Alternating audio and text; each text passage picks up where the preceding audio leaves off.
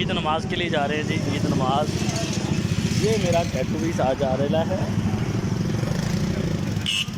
ईद नमाज के लिए अल्लाह तौफीक दे।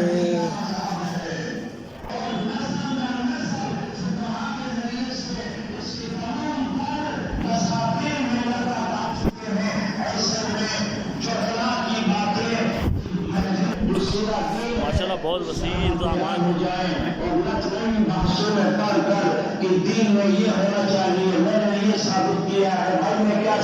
बहुत वसी इंतजाम है माशाल्लाह।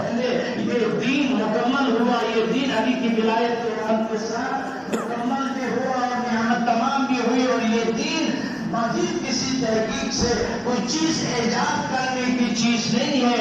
ये दीन जैसा है इस पे अमल पैरा होना।